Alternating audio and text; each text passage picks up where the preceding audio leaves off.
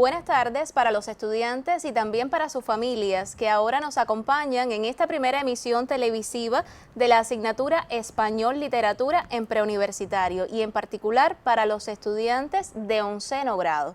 Un programa de Español Literatura que tiene como eje central el estudio de la literatura como proceso históricamente condicionado. Por eso, a lo largo de todo el programa de estudio, ustedes serán capaces de leer y analizar obras representativas de la literatura universal, siempre a partir de la caracterización de los periodos históricos y de los movimientos artísticos literarios en los cuales se gestaron estas obras y también de la caracterización de sus autores. Ello les permitirá el desarrollo de la comprensión y la construcción de textos de diferente tipología y también el perfeccionamiento de las 4 macrohabilidades. Me refiero a la audición, el habla, la lectura y la escritura. Sin lugar a dudas, este recorrido por la literatura, acompañado también de la gramática y de la ortografía, los pondrá en mejores condiciones de ser comunicadores eficientes y de usar nuestra lengua en diferentes contextos comunicativos, siendo consecuentes con el programa de estudio y teniendo en cuenta que se vio interrumpido a causa de la pandemia de la COVID-19, pues iniciamos este programa de Español Literatura en 11º grado con la primera unidad de estudio sobre el romanticismo. A lo largo de la misma estudiaremos una selección de autores y obras representativos donde se destacan Gustavo Adolfo Bécquer, Edgar Allan Poe y también José María Heredia. Tienen en pantalla un sumario de cuáles son los principales contenidos que ustedes deberán estudiar a lo largo de toda la semana. Y la bibliografía esencial será siempre su libro de texto. Siendo así, podrán resumir las características de los siglos XVIII y XIX, también al romanticismo, sobre todo la unidad y diversidad de las obras que se enmarcan dentro de este periodo, hacer referencia también a notables escritores románticos y a las posiciones que asumen ante la realidad social que les tocó vivir, así como el desarrollo de la comprensión, análisis y construcción de textos líricos, un contenido que no es nuevo porque ya en 10º grado ustedes han trabajado con este tipo de actividades y también no podía faltar la épica en esta unidad. En esta oportunidad trabajarán con el cuento El corazón acusador. Y siendo consecuentes con el programa de estudio, pues también vamos a sistematizar algunos contenidos ortográficos que tienen que ver con el uso de los grafemas S, C, Z, X, para lo cual ustedes deberán retomar el trabajo con el cuaderno de ortografía de 10º grado. Pero para iniciar el estudio de este primer contenido literario tenemos una profesora de lujo invitada en nuestra clase de hoy. Se trata de la destacada profesora y muy conocida por todos, María Carolina Mora Herriman. Sin dudas, un privilegio tenerla con nosotros. Así que bienvenida, profesora. Gracias. Y de inmediato le damos la palabra, porque ¿quién mejor que ella para explicar cuáles son las características de este movimiento y cuáles son los autores y obras más representativas? Bueno, buenas tardes reiteradas a todos los alumnos que, para utilizar un vocablo actual, están conectados con este espacio docente al que nos ha obligado la pandemia. Esto no es una clase tradicional, porque no puede ser, pero sí es un espacio donde ustedes van a adquirir las esencias, como decía la profesora Alisandra, de ese movimiento tan importante, tan complejo, contradictorio y heterogéneo como fue el romanticismo en su surgimiento y después en su desarrollo posterior. Vamos a recordar, en primer lugar, que ningún movimiento artístico y literario tiene una fecha definida de inicio y de culminación. La ley de la negación dialéctica, que ustedes la conocen de filosofía, dice que todo fenómeno trae dentro de sí mismo su propia destrucción. Quiere decir que el romanticismo, que tuvo su momento de mayor auge en la primera mitad del siglo XIX en Europa, no empieza ahí. El romanticismo se viene gestando desde mucho antes, es decir, incluso dentro del propio movimiento del neoclasicismo que lo antecede y del clasicismo que antecede a este. ¿Cuáles son las primeras manifestaciones, por lo menos hasta ahora conocidas, de lo que sería posteriormente la literatura romántica? Bueno, tenemos que remontarnos a la segunda mitad del siglo XVII. Y son las cartas de amor de una monja portuguesa, cuyo nombre es Mariana Alcoforado, que se enamora de un soldado francés. Quiero recordarles que en esa época, y mucho después, no había hoteles donde los caminantes y los viajeros pudieran quedarse. Y los monasterios y los conventos les ofrecían hospitalidad a esos viajeros. Ese soldado francés llega en calidad de huésped al convento de esa monja. Ella se enamora de él contra todos los pronósticos, pero bueno, era un ser humano. Y le escribe unas cartas de amor llenas de pasión, llenas de sentimiento, que las tenemos como las primeras manifestaciones de la literatura romántica. Es decir, dentro de todo eso y debajo de toda esa rigidez y de todo ese equilibrio y de todo lo antinatural del movimiento clásico y neoclásico, ya está bullendo un volcán de pasiones y de sentimientos que, como les decía, cristalizará definitivamente en la primera mitad del siglo XIX. Después de esas cartas tenemos el movimiento Sturm und Drang en Alemania en 1777. Su traducción debe ser tormenta o empuje, tormenta o pasión, pero también son poetas que, dejando a un lado la rigidez neoclásica, expresan sus sentimientos más hondos en sus poemas. Son los antecedentes más remotos de lo que sería el romanticismo del siglo XIX. Ahora, sería bueno recordar, en primer lugar, puesto que vamos a estar en el siglo XIX, que acontecimientos desde el punto de vista histórico, político, social, están aconteciendo en Europa en estos momentos. Bueno, en primer lugar, tenemos a finales del siglo XVIII, la Revolución Francesa, 1789, con ese lema espléndido que enarboló la Revolución Francesa, que fue el de libertad, igualdad y fraternidad. Hay que tenerlo muy en cuenta porque la libertad fue una de las premisas románticas. Ya en el XIX, miren, el siglo XIX, en todo su transcurso, tiene un trasfondo revolucionario. Comienza con las campañas napoleónicas en los diferentes pueblos de Europa, que genera en esos pueblos un sentimiento patriótico, una identificación con las nacionalidades. Después tenemos las revoluciones de los años 20 y 30 en Europa. Tenemos la liberación de las colonias de América, de los que eran en ese momento los virreinatos americanos. Tenemos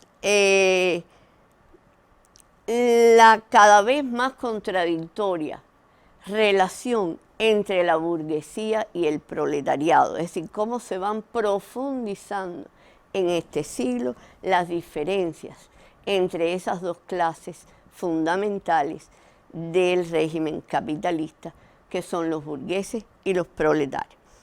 Tenemos las revoluciones de 1848 en Francia y tenemos como colofón del siglo, en la segunda mitad, 1871, la Comuna de París. La Comuna de París como un acontecimiento extraordinario porque fue la primera vez que el proletariado accede al poder político.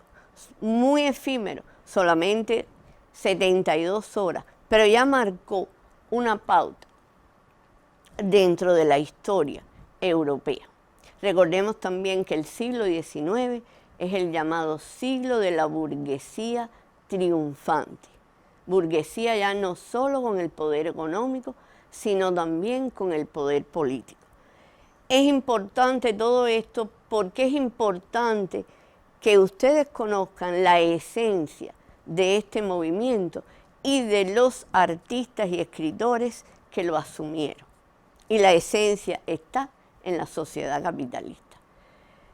Recuerden, y les digo recuerden porque son contenidos que ustedes han adquirido en grados precedentes, que durante el Renacimiento de los siglos XV y XVI, y después, cuando las revoluciones burguesas de los siglos XVII y XVIII, el artista utilizó su creación estética para, como un arma espiritual en su lucha contra el feudalismo. Es decir, hasta ese momento el artista vivió pensando que el régimen que le iba a suceder al feudalismo, que era el capitalismo, pues les iba a ir mejor.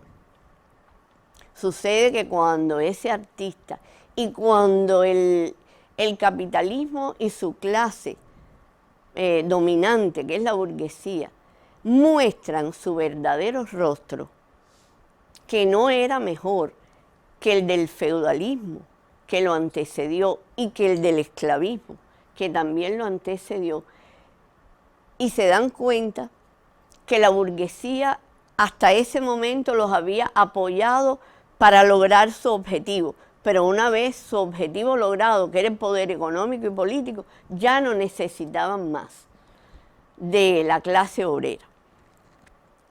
El artista que paradójicamente pertenece a la clase burguesa, porque el artista romántico no es proletario, es burgués, igual que los demás, pero es artista, y eso marca la diferencia. Ese artista siente que ese mundo que los rodea, que esa sociedad capitalista y burguesa que los rodea, no tiene nada que ver con la creación estética. Más bien la obstaculiza, porque la burguesía es una clase eminentemente práctica. Para ella solamente existe el dinero y el tiempo que lo miden en dinero. El artista en medio de ese mundo, de su propia clase, rechaza ese contexto, rechaza esa sociedad. Y considera entonces que el arte neoclásico, rígido, antinatural, antiespontáneo, que prevalecía todavía en Europa, había que desecharlo, había que aplastarlo, porque era la única manera de salvar su obra. Por tanto, el romanticismo, de momento, es un movimiento antiburgués, antirracional y antineoclásico. Antirracional porque recuerden que para el clasicismo y el neoclasicismo era la razón por encima del sentimiento. Para los románticos vamos a ver que va a ser totalmente lo contrario. Es decir, ya tenemos este artista rechazando su medio, rechazando su propia clase. Por eso es que el romanticismo es un movimiento complicado, complejo, contradictorio y heterogéneo. Porque la misma clase que lo engendró, que es la pequeña burguesía, es asimismo compleja, contradictoria ¿Por qué razón? Porque ellos tienen una especie de política de columpio. Por una parte, ese pequeño burgués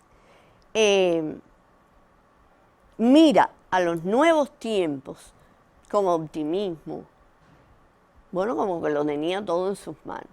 Sin embargo, por otra parte, sigue añorando con nostalgia los viejos tiempos pasados. Es decir, ellos están en el medio. Y la actitud romántica va a ser, por esa razón, una actitud confusa, porque como decía, confusa es la clase a la que ellos pertenecen, que rechazan, pero pertenecen a ella, que engendró este movimiento. Otra razón es que la sociedad capitalista es una sociedad mercantil, de negocios, de dinero. No tiene nada que ver con el arte. El arte, bajo el capitalismo, se convierte en una mercancía más, sujeto a las leyes de la oferta y la demanda. Es decir, este artista romántico que quiere crear, que además tiene un mundo de posibilidades para crear, no puede hacerlo, porque para subsistir en aquel contexto, ¿qué tiene que hacer? Vender su obra. No puede crear lo que él quisiera. Tiene que estar sujeto a las leyes del mercado. Es decir, el arte se convierte en una mercancía y ellos, como es lógico, se sienten golpeados por esta razón. Es decir, por una parte, el artista romántico se adscribe a las leyes del mercado porque tiene que subsistir, tiene que vivir, tiene que comer y la única manera de vender su obra es esa. Pero por otra parte, dentro de su propia obra, trata de eliminar todas esas trabas y tener una libertad de expresión y de creación, que es la que vamos a ver en la obra de esos románticos, en contra de todo su entorno. Por otra parte, hablaba de la Revolución Francesa y de su lema de libertad, igualdad y fraternidad. El romanticismo es deudor de la Revolución Francesa, porque esas ansias de libertad de los revolucionarios franceses son las mismas que tienen los artistas románticos. Y a esa libertad política a que aspiraba la Revolución Francesa tiene que corresponderse una libertad estética. Por eso hay que barrer de la palestra europea al neoclasicismo rígido, equilibrado, antinatural, racional y que pone por encima de los sentimientos a la razón. Quiere decir que aquí estamos con ese artista pequeño burgués, pero artista con un mundo espiritual muy amplio y muy rico que no tienen los burgueses, aunque pertenecen a la misma clase, repito, que se dedican a los negocios. Ese artista romántico rechaza su medio, rechaza su sociedad. ¿Pero qué hace? ¿Qué hace para eliminar esa sociedad que lo asfixia y que asfixia a su vez la obra de arte? No hace nada. El artista romántico solo se protesta, pero protesta para sí. No le ofrece obstáculos al desarrollo del régimen capitalista. No enfrenta la realidad. ¿Qué hace con esa realidad? La evade, le vuelve la espalda. ¿Hacia dónde? Él no quiere la Europa de su tiempo que lo tiene aplastado. Y entonces pone su mente en función de países lejanos, de países exóticos, por ejemplo, los países del Oriente, la China, el Japón, la India, a lugares exóticos que nada tienen que ver con la Europa suya, como son, por ejemplo, las islas del Pacífico, toda la Polinesia, con ese encanto y ese misterio y ese exotismo del que carecen los europeos. Vuelve los ojos a la Edad Media, es decir, a unos siglos posteriores que fueron bastante discutibles dentro de la Europa, pero él se refugia en la Edad Media, se refugia muchas veces también en el sentimiento religioso. Es decir, se refugia en todo lo que no tenga que ver con la Europa de su momento. Esa no la quiere, pero no hace nada para contrarrestarla. Le vuelve la espalda, simplemente. Por eso la afamada crítica Mirta Aguirre, en su libro del romanticismo de Rousseau a Víctor Hugo, ella no les concede nada a los románticos, solo que realmente fueron grandes artistas, pero en el plano social nada hicieron por que la sociedad fuera mejor. Claro, el hecho de evadir algo nos está hablando del rechazo de ellos hacia esa sociedad. Esa sociedad no está en su obra, en la de ninguno, pero está. Pero el rechazo está, el hecho de no llevarla a su obra ya nos está diciendo de la rebeldía y de la repulsión de esos artistas con esa sociedad capitalista europea. Por tanto, este artista romántico se siente solo, solo frente a un mundo que no lo comprende. Y la divisa romántica es: yo contra el mundo y el mundo contra mí. Nadie me entiende. Estoy solo, solo con mi creación.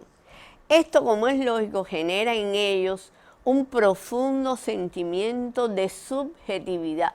Es decir, el yo romántico es muy fuerte, porque para ellos lo único que existe son ellos.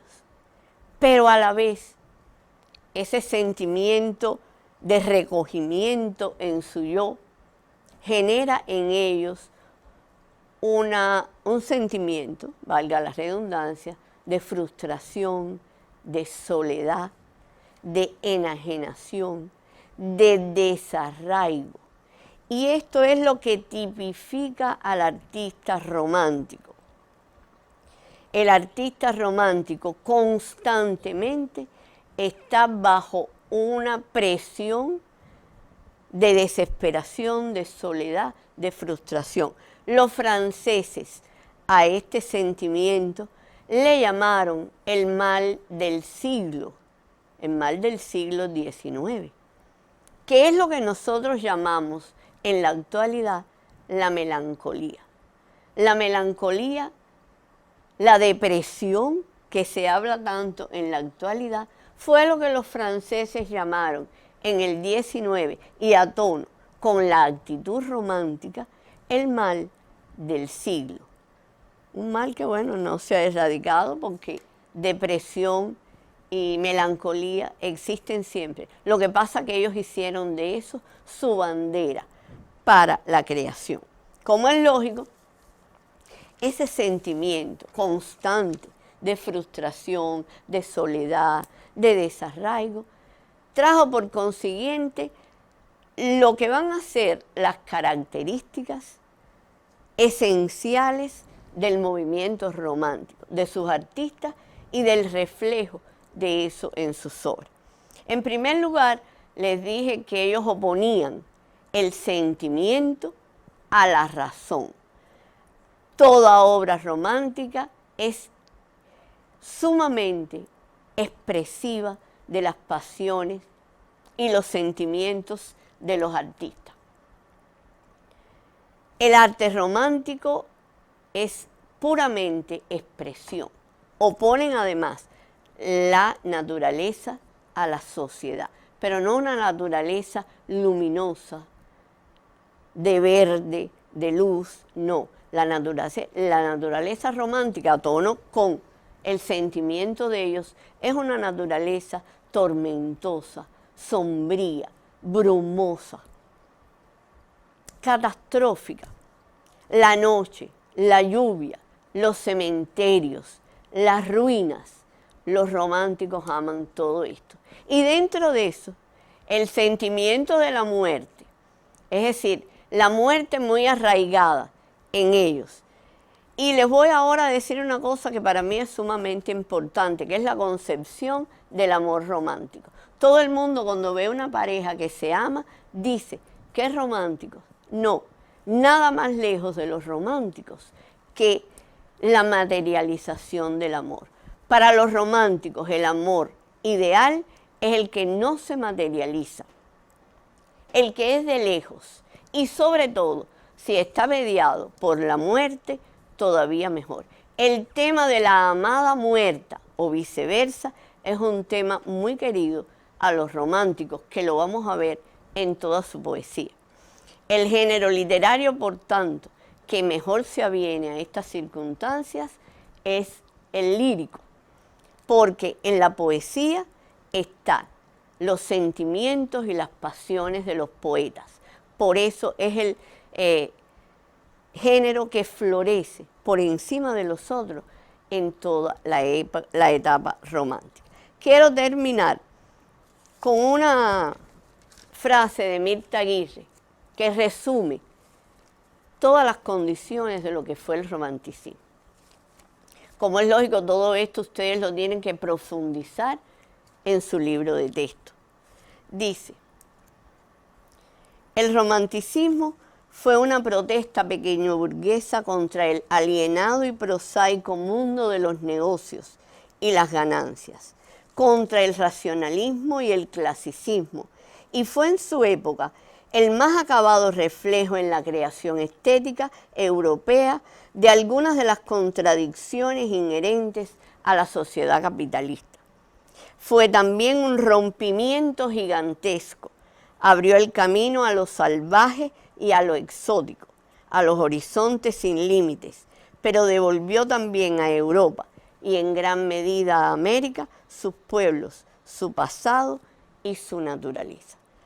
La profesora Lisandra les orientará ahora el estudio independiente que deben hacer ustedes y que culmina el estudio de este tema. Muchísimas gracias, profesora. Sin dudas, muy sabios conocimientos acerca del romanticismo y las principales características, porque sin entender toda esta complejidad contextual, pues obviamente ustedes no van a poder comprender entonces las obras literarias que van a analizar. Por lo tanto, le estamos proponiendo trabajar con las actividades que aparecen en su libro de texto, el ejercicio 5 de la página 5, también el ejercicio 2 de la página 7, los ejercicios 3, 4 y 5 de la página 10, los ejercicios 4 y 5 de la página 13, también los ejercicios 1 y 2 de la página 16, del 1 y hasta el 6 de la página 17, y para finalizar esta primera parte, los ejercicios 7 y 8 de la página 22 y el ejercicio 1 de la página 25. Como decíamos al inicio, no solo textos líricos van a analizar en esta primera unidad, también van a tener la oportunidad de analizar el cuento El corazón acusador. Para ello, le proponemos la siguiente guía de estudio, que es cortesía también de la profesora Carolina, que las ha puesto a su disposición para que puedan analizar desde casa, porque este cuento lo tienen en su libro de texto, pues el cuento El corazón acusador. Y aquí tienen las actividades. En primer lugar, ¿cómo comienza el relato? ¿Consideras que el autor en el primer párrafo prepara al lector para lo que va a ocurrir? Esta respuesta deben fundamentarla. La segunda actividad, ¿en qué persona se narra el relato? ¿Cómo caracteriza Poe al narrador personaje? deben demostrar con ejemplos de la obra. En la tercera actividad, ¿cómo describirías la atmósfera de la narración a partir del tercer párrafo? Ejemplifica. ¿Qué relación guarda con el personaje? También deben ejemplificar. La actividad número 4. ¿Qué tipo de alucinación sufre el personaje? ¿Hacia dónde lo conduce? ¿Cuál es el desenlace? Describe esto con ejemplos de la obra. También tienen una actividad número 5, donde deberán fundamentar si la acción se desarrolla de manera lineal. Para la actividad número 6, deberán ejemplificar qué elementos hacen de este autor Edgar Allan Poe un deudor del romanticismo. La actividad número 7 es muy interesante y dice así: la obra de Poe trasciende su momento para anticipar relaciones y criterios estéticos de la literatura de la segunda mitad del siglo y ser considerado el primer autor estadounidense que influye en las letras europeas. ¿Qué elementos del relato lo afirman como tal? Ejemplifica. Y por último, ¿consideras a Edgar Allan Poe como una figura que no puede ser encasillada en ningún movimiento literario? ¿Por qué? Fundamenta tu respuesta a manera de valoración general. Estas son las actividades que tienen para el estudio de la literatura que corresponde a esta primera unidad de estudio. Dejamos para el final el contenido de ortografía que corresponde a la misma y que tiene que ver con el uso de los grafemas SCZX. Para responder estas actividades los dejamos ya al finalizar esta primera emisión con un siguiente material de video, también cortesía de un destacado profesor universitario. Se trata del máster en ciencias Yosmani Ventura Pérez. A través de él podrán responder cuáles son los principales usos de estos grafemas, qué palabras se ajustan a reglas ortográficas, otras palabras no sujetas a reglas que conocen, y pueden realizar también una lista de homófonos y parónimos que se escriben con SCZX y precisar en un primer momento qué clases de palabras son y qué significan. Así que sin más, nos estamos despidiendo. Muchísimas gracias por su atención y los dejamos con el video.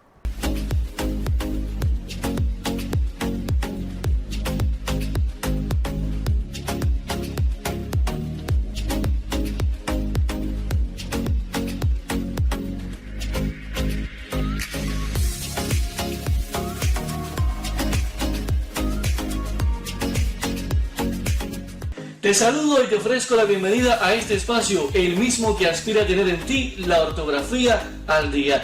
Recuerda que este es uno de 10 programas que ofrece de manera breve y profunda algunos aspectos medulares de esa parte de la gramática que fija el uso correcto de las letras y de los signos gráficos en la escritura. Acompáñame hasta el final. El encuentro de hoy tiene un tema que te puede interesar.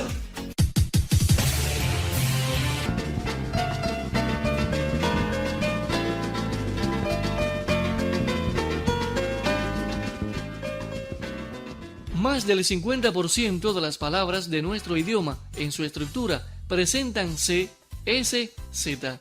¿Te imaginas cómo mejorará tu ortografía si dominas la utilización de estas letras? Pues entonces, practica un poco más.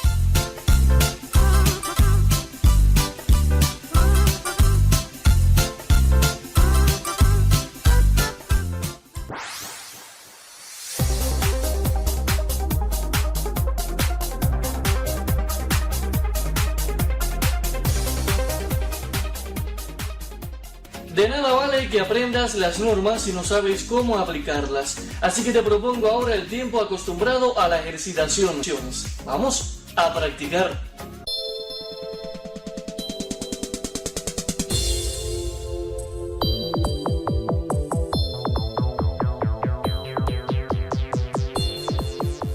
Según las normas conocidas, coloca en los espacios vacíos C, S o Z según corresponda. Reduzco, veces, decimoquinto, meser, producir, disyuntiva, manotazo, asir, cordobés.